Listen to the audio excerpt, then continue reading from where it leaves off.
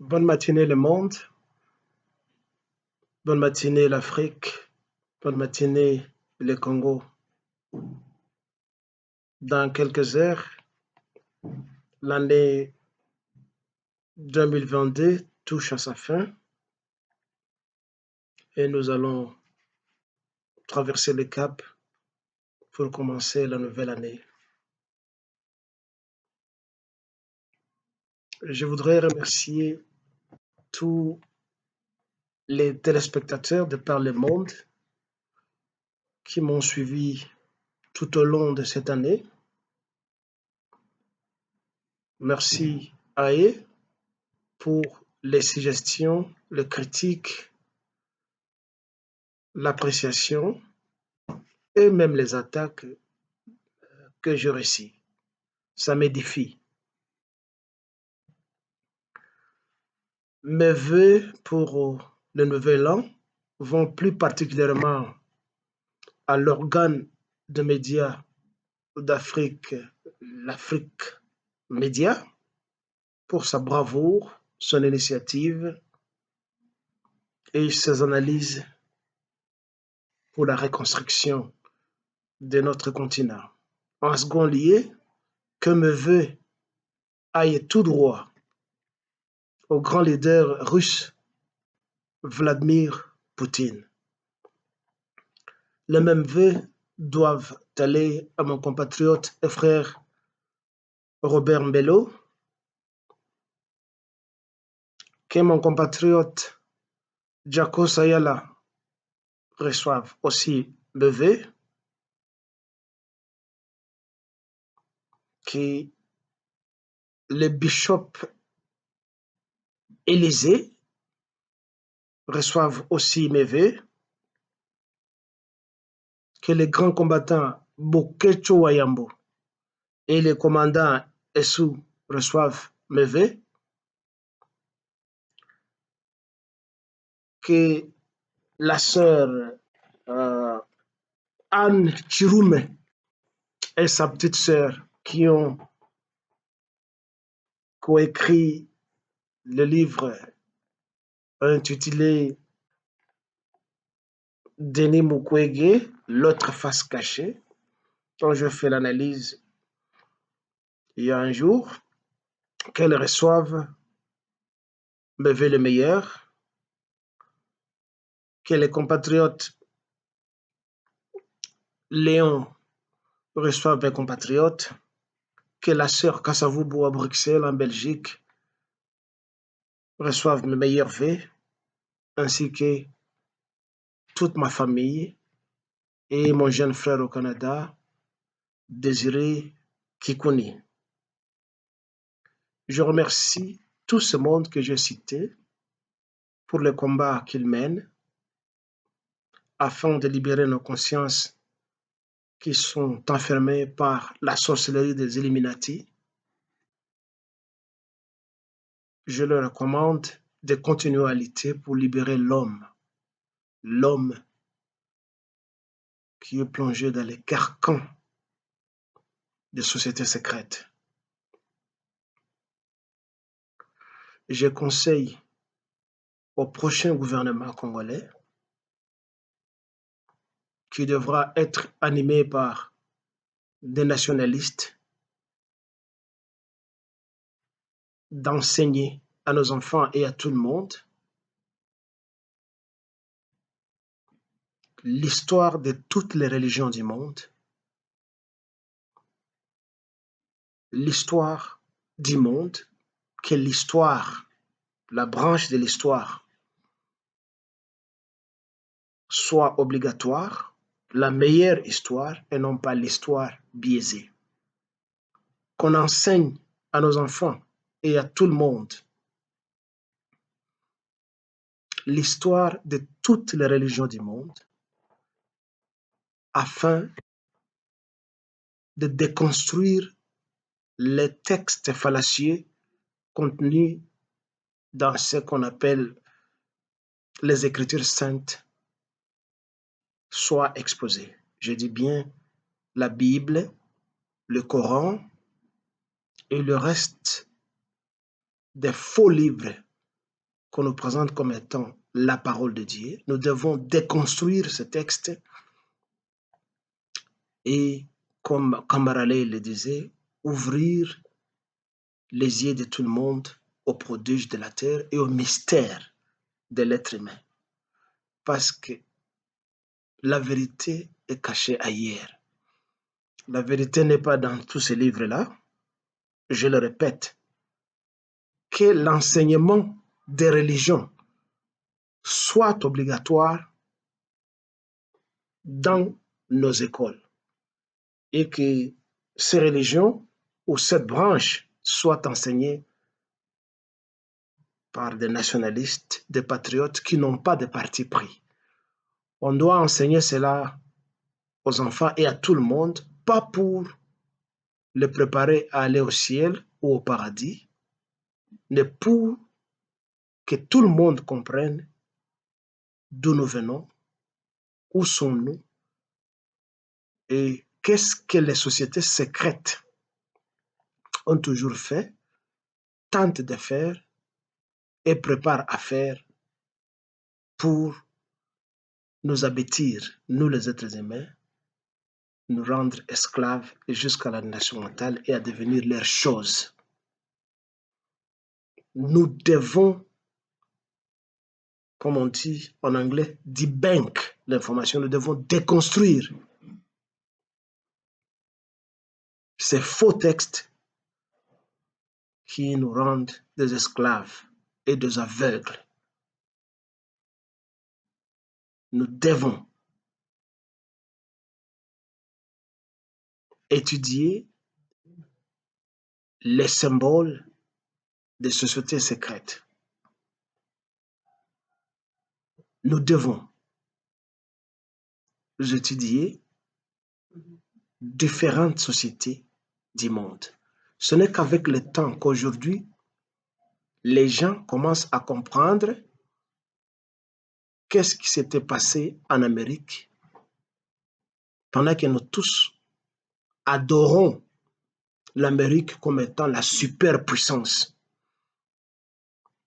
qui a toute la technologie, qui domine le monde entier, mais une société guerrière qui est la troublemaker de par le monde. Les gens doivent savoir que l'Amérique n'est pas sacro-sainte, que c'est une société de criminels avec leur police située et localisée dans le continent européen, la France et l'Angleterre. Nous devons cesser de croire à leur superpuissance. Il y a un musicien, je pense tanzanien ou kenyan, qui a sorti une chanson en Swahili que vous pouvez retrouver sur le net, intitulée Musi Abudu America. Cherchez le titre, c'est en Swahili. C'est très profond. Je disais donc, nous devons apprendre à tout le monde, au lieu de vulgariser ces faux textes qu'on appelle la Bible et le Coran, vulgarisons la connaissance de l'histoire, de l'être humain. Nous venons de quelque part. Nous devons déconstruire les textes occidentaux qui présentent l'homme noir comme un singe, l'homme noir qui ne connaît rien, l'homme noir qui est entré dans l'histoire par la petite porte, qui n'a rien contribué à l'histoire. Vous vous rappelez encore des propos malveillants et insolents de l'ancien président français Nicolas Sarkozy, qui a osé dire du haut de la tribune de l'université Cheikh Anta Diop à Dakar, en nous insultant, que l'homme noir ne connaît rien. Et pourtant, il y a certaines individualités occidentales, il y a quelques décennies, qui commencent à sortir de leur ornières où la politique occidentale les a placés. Les scientifiques en avaient marre et commencent à dire la vérité. Entrez dans le net et suivez les interviews d'un paléontologue, anthropologue, historien et scientifique français qui s'appelle Yves Coppens. Je dis bien Yves Coppens, je ne sais pas s'il est encore en vie. Suivez son interview dans un studio de télévision où une jeune femme lui pose la question de savoir s'il est blanc.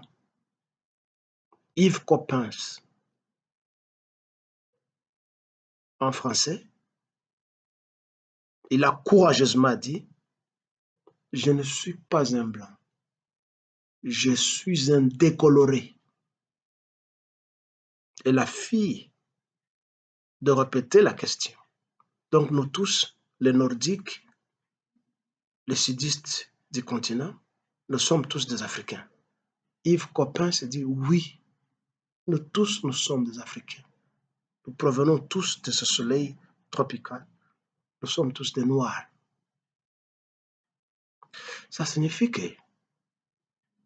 l'hégémonisme de ceux-là qui s'appellent des Blancs est une fausseté. Cette planète, au début, n'a été peuplée que par une seule race. Et c'est la race noire. Le reste, qui se font appeler faussement des Blancs et qui appellent les autres de rouges ou de jaunes, ce sont des races dérivées de nous, les Noirs. Parce que biologiquement, raisonnons un peu, il n'y a jamais eu des albinos émanant de ceux-là qui s'appellent des Blancs. Il n'y a que l'homme noir qui met au monde un albinos, qui est plus près de celui-là qui s'appelle l'homme blanc. Ça signifie que c'est nous qui sommes les pères et les mères de toutes les races du monde. Mais à cause de l'ingratitude, de l'arrogance des Occidentaux, ils se disent qu'ils sont blancs. On ne sait pas, ils sont blancs en quoi. Et je pense que mes propos ne sont pas racistes. Je suis en train juste de chercher à rétablir la vérité de l'histoire. Que cela fasse mal à M. Sarkozy et à ceux-là qui s'appellent des Blancs, c'est leur problème. Une frange des Occidentaux commence à révéler qu'ils ont tout appris de l'homme noir. Parce que quand vous lisez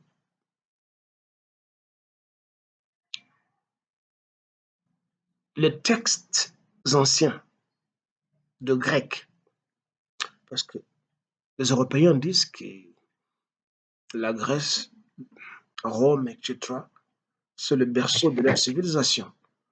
Mais le riverain grec, romain, qui sont nos voisins, nous les Africains, quand vous lisez des textes d'Hérodote, de Ptolémée et des autres, ils disent qu'ils ont tout appris de l'Égypte. Ça signifie de noir. Parce que, qu'on le veuille ou pas, que les Arabes s'emparent de l'Égypte aujourd'hui, l'histoire retiendra et retient que l'Égypte était noire. Elle reste noire parce qu'on ne falsifie pas l'histoire. On ne falsifie pas l'histoire. Les preuves sont là. Les Européens riverains, nos voisins, avouent qu'ils ont tout appris de noirs, des Égyptiens. Mais les Européens continentaux, et vous voyez des gens tels que les Français comme d'habitude, les Anglais, après qu'ils aient volé la science de noir, ils disent que nous ne valons rien. Mais comme je le répète, il y a certains Européens scientifiques qui en ont marre et qui se disent, délions nos langues et disons la vérité que nous avons tout appris. La médecine, la littérature, la technologie, le ceci et cela. Nous avons tout appris de la plus grande civilisation que le monde ait connue. C'est la civilisation noire qui, à l'époque, se trouvait en Égypte. Noirs, kémites, soyez fiers de ta peau. Si Dieu existe, c'est la peau de Dieu. Si Dieu a créé les êtres humains, Dieu est noir. Dieu n'a pas créé celui qu'on appelle l'homme blanc. Dieu a créé le noir.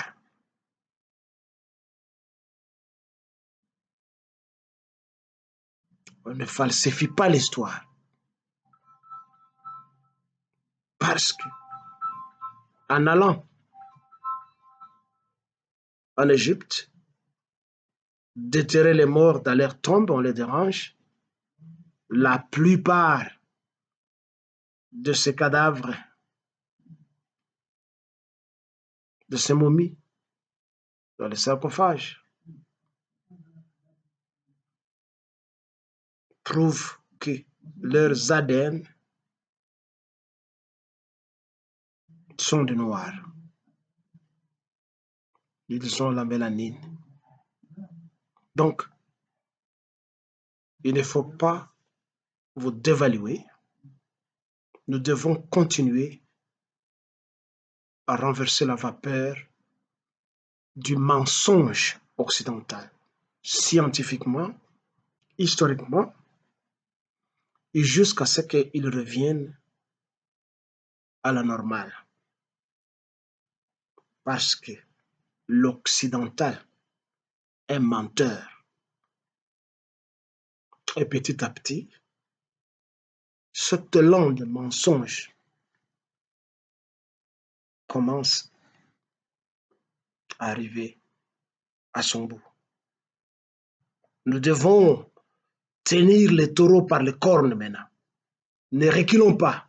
Afrique Média ne recule pas. Poutine ne recule pas. Tous les Africains ne reculons pas. Cessons d'avoir peur de toute sa famille, toutes ces familles sorcières qui nous enquiquinent, les Rothschild, les JP Morgan et le reste. Je demande aussi aux Africains de continuer à combattre la France parce que la France nous endeuille au jour le jour. Aujourd'hui, les gouvernements français parlent de sentiments anti-français en Afrique. C'est normal. Vous avez tant tué les Africains, tant tué les leaders africains. Nous ne pouvons plus continuer à avoir peur de vous, ni à vous caresser dans le sens du poil. Africains, continuons avec ces sentiments anti-français. L'élite française est voleuse, menteuse, meurtrière.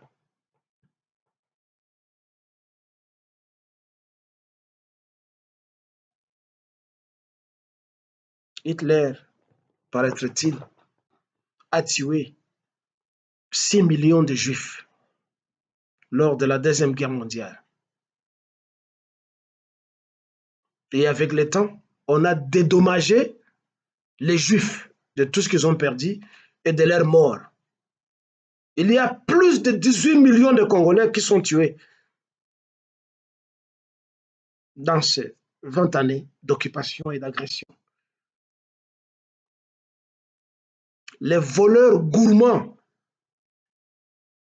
Diablotin, roi belge, Léopold II, a tué plus de 15 millions de Congolais. La tragédie ne s'arrête pas là, ça continue.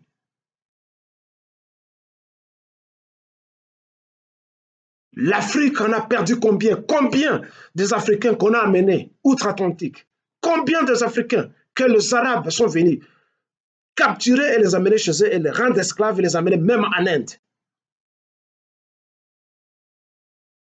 Nous n'avons toujours pas demandé réparation, mais nous sommes les premiers à aller nous agenouiller dans leurs églises et dans leurs mosquées. Nous adorons les gens qui nous ont rendu des choses. Vous trouvez des Africains, ils arborent des boubous, ils ont de longues barbes comme moi, musulmans. Allah Akbar. Jésus-Christ est mon Seigneur. Vous n'avez pas honte? Au lieu de demander réparation, d'exiger réparation comme les Juifs, vous allez embrasser les meurtriers, les religions de meurtriers. Qui est Jésus-Christ? Qui est Mohamed? Tous sont des meurtriers. Heureusement qu'ils n'ont pas existé. Mais vous les adorez. L'Afrique ne va pas se libérer aussi longtemps que vous continuez à adorer ces gens-là, à adorer les religions des esclavagistes. Pour nous libérer mentalement, d'abord, nous devons déserter ces religions. Nous devons brûler les églises, brûler les mosquées, pour prétendre être nous-mêmes.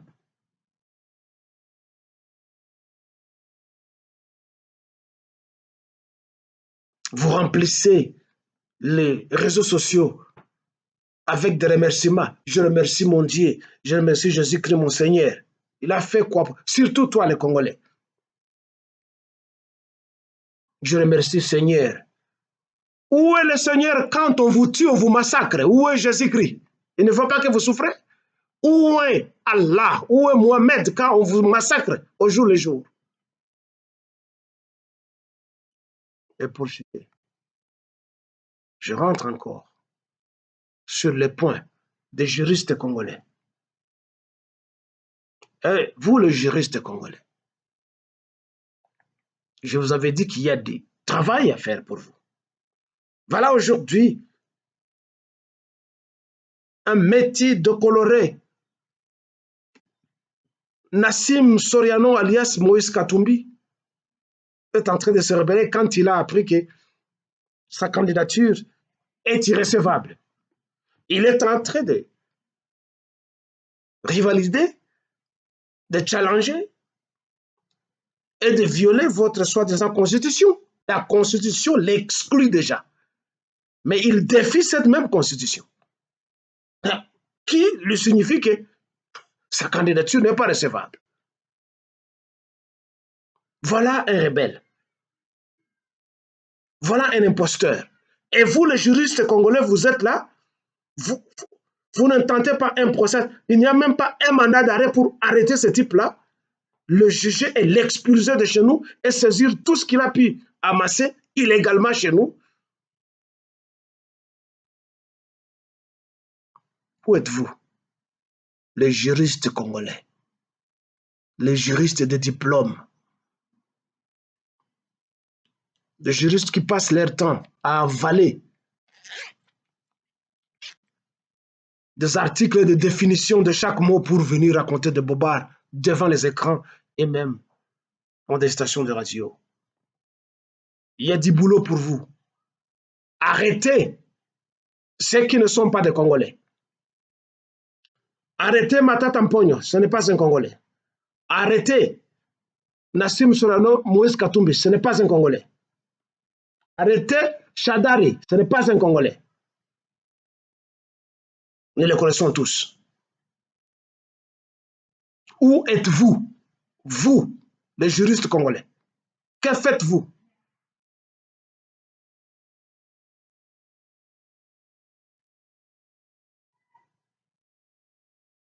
You are a bad news for Africa and for Congo. Mort aux Rwandais, mort aux Ougandais, mort aux Burundais, mort leur mentor, mort à la France, mort à l'Amérique. Vive les Africains, vive les Noirs. Ceci est Mandemo. Vive. Jemadar Vibikirikilele. Pour le Congo de Lumumba, de Kassavubu, de Kimbangu, de Kimpavita, de tous les martyrs congolais et de tous les Congolais qui se battent pour que la nation congolaise soit. C'est bien.